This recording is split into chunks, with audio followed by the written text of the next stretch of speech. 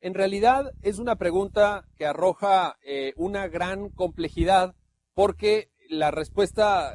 más prudente y más idónea es que derechos y obligaciones van necesariamente de la mano. No podemos concebir la estructuración de una sociedad en donde sus miembros solamente reclamen derechos pero no asuman ningún tipo de obligación. De la misma forma que tampoco estaríamos frente a una sociedad en la que valga la pena vivir, una sociedad con calidad de vida, que no reconociera ningún derecho a sus integrantes y les pidiera puras obligaciones. No estaríamos ante una sociedad democrática, por supuesto, no estaríamos ante una sociedad moderna.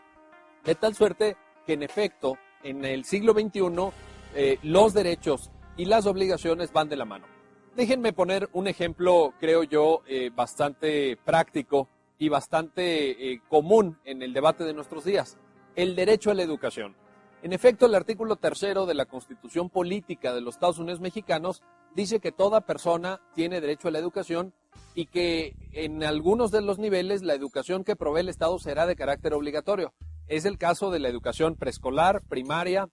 secundaria e incluso del bachillerato. Ahora bien, preguntémonos cómo se va a financiar esta educación, cómo el Estado puede construir escuelas, equipar esos centros educativos, contratar maestros, pagarles un salario,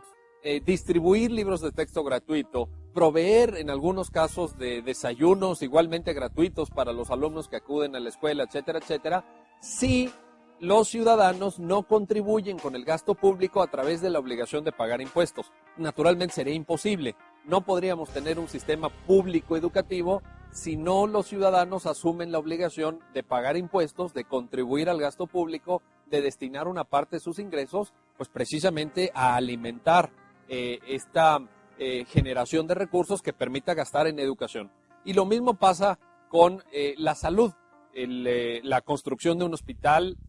el equipamiento de los hospitales, la provisión de medicamentos, la contratación de médicos o de personal de enfermería, la dotación de equipo quirúrgico, etcétera, requiere de un voluminoso gasto público que ocupa un porcentaje muy relevante de los presupuestos de la mayor parte de los estados más desarrollados del planeta. En ese sentido, de nuevo, la obligación de contribuir al gasto público pues es esencial, es indispensable. En ese sentido, debemos de asumir que los derechos van de la mano, son, por decirlo de alguna manera, la otra cara de la moneda.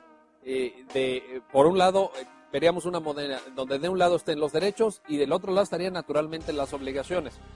Y en ese sentido, por supuesto que un país que quiera tener un régimen fortalecido, un régimen verdaderamente robusto de respeto a los derechos humanos, tiene que tener una ciudadanía que asuma sus obligaciones, una ciudadanía que también cuide de todos aquellos deberes, insisto, con respecto al grupo social más reducido al que pertenecemos, nuestra familia, respecto a la comunidad inmediata, el barrio, la colonia en la que vivimos, la ciudad en la que habitamos, y luego frente al Estado en su conjunto. Las obligaciones, por ejemplo, de no interferir con los derechos de los demás, las obligaciones de tolerar las conductas que desplieguen el ejercicio de esos mismos derechos, el deber de contribuir al gasto público, por supuesto, los deberes ya muy puntuales, por ejemplo, de no contaminar, de no afectar la propiedad de otra persona, de desplegar una conducta cívica